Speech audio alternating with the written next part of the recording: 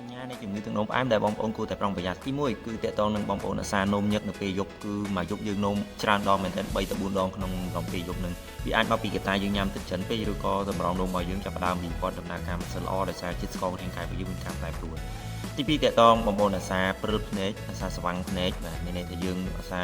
ស្វាំងភ្នែកញើកញាប់អីចឹងទៅឬក៏ដោយការដែលយើងប្រើប្រាស់ទូរស័ព្ទឬក៏ប្រើប្រាស់កុំព្យូទ័រច្រើននេះអាហ្នឹងក៏វាជាកត្តាមួយដែរប៉ុន្តែអាតកតងអាការដែលយើងព្រិលភ្នែកអាហ្នឹងវាជាមួយផ្នែកផ្សេងបន្ថែមទៀតហើយតកតងនឹងស្ពឹកដៃស្ពឹកជើងឧស្សាហ៍ស្ពឹកដៃស្ពឹកជើងរាងកាយរបស់យើងចាប់ផ្ដើមមានការវិវត្តពីធ្លាប់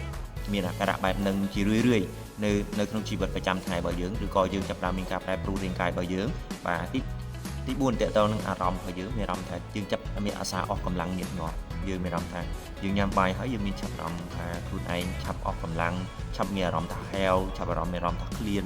គេហៅថាត្រូវការចង់បានរបស់ផ្អែមនៅតែញ៉ាំមកបងទី5តកតងនឹងស្បែកយើងចាប់ផ្ដើមស្ងួតមានអាការៈស្ងួត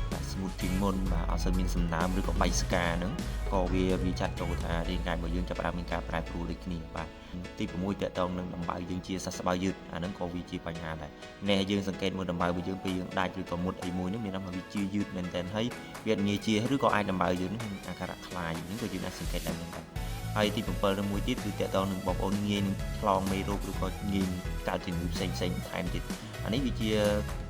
សញ្ញាណដែលឲ្យបងប្អូនមានការប្រុងប្រយ័ត្នឬក៏ប្រុងប្រៀបទុកជាមុនឬក៏បើអាចទេបងប្អូនគួរតែទៅឆែកសុខភាពដើម្បីឲ្យដឹងព័ត៌មានតកតងសុខភាពរបស់យើងប្រកាន់តែច្បាស់បន្ថែមទៀតអរគុណ